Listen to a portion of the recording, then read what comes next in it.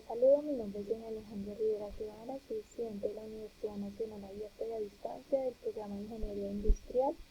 Este es el curso de Física Electrónica. El tema son los dispositivos semiconductores. Les voy a mostrar mi documento de identificación. Bueno, vamos a iniciar con lo que es periodo de la corriente alterna. El periodo es el tiempo que se demora cada valor de la sinusoide de corriente alterna en repetirse o en cumplir un ciclo completo, ya sea entre pico y pico o entre nodo y nodo. El periodo se representa con la letra T mayúscula y la fórmula que tenemos es T es igual a 1 sobre F. Tiempo es igual a 1 sobre frecuencia. Aquí tenemos la gráfica que nos muestra de pico y pico. De pico y pico sería el periodo. O también lo podemos medir desde nodo y nodo.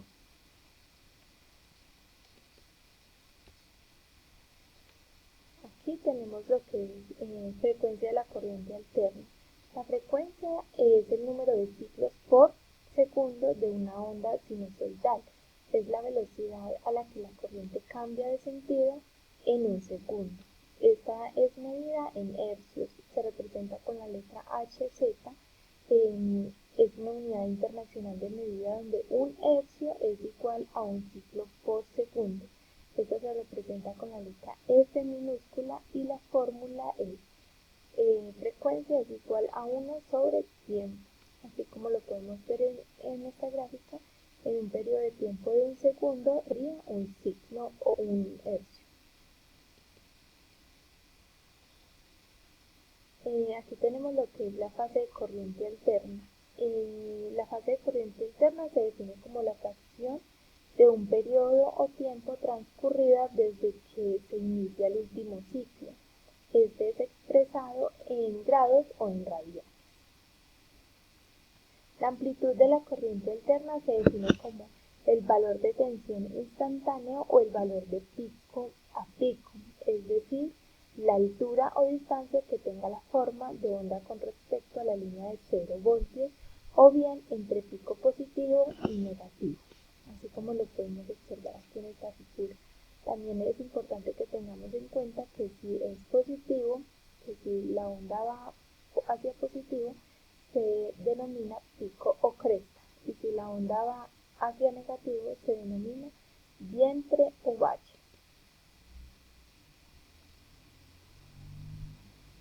Aquí tenemos el valor medio y eficaz o RMS. El valor medio de una corriente alterna es el valor equivalente al de una intensidad continua que lleva la misma carga que la intensidad variable en el mismo tiempo. Y el valor eficaz o RMS se define como el valor equivalente al de una corriente continua que produce los mismos efectos caloríficos en el mismo tiempo.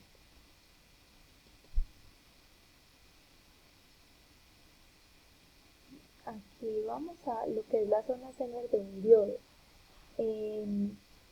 Consiste en un semiconductor diseñado para conducir en la dirección inversa cuando se alcanza un determinado voltaje específico, conocido como tensión Zener.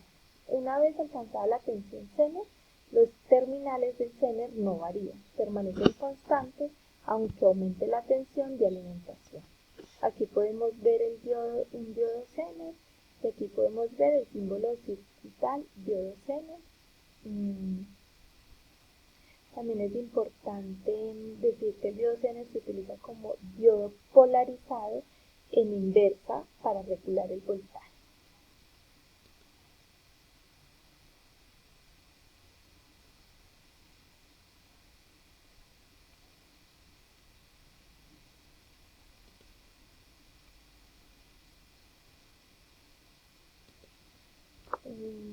Aquí tenemos la corriente de fuga inversa. Es la pequeña corriente que se establece al polarizar inversamente el diodo por la transformación de pares electrón-hueco debido a la temperatura, admitiéndose que se duplica por cada incremento de 10 grados centígrados en la temperatura. Y aquí pasamos a la pregunta problematizadora. ¿Por qué se prefiere la corriente AC sobre la DC para transmisión de corriente eléctrica entre estaciones y puntos domiciliarios? Entonces aquí tenemos que para transportar mucha potencia se necesita transportar mucho voltaje o mucha corriente. La corriente alterna es más fácil de transportarla a largas distancias por el uso de los transformadores. Mientras mayor es el voltaje, menor es la corriente que se necesita transportar para la misma potencia, por eso la sección de cable que se necesita es menor. Entre más cables delgados tengamos, mayor economía vamos a ver. Por eso, para transportar mucha potencia, conviene elevar el voltaje con transformadores AC y bajar la corriente. Para largas distancias usan alta tensión. Luego, para distribuir dentro de la ciudad se usa media tensión y lo que llega a la casa es baja tensión, que sería 110 a 240 voltios. Luego los aparatos convierten esa corriente en DC para ser utilizada. Muchas gracias.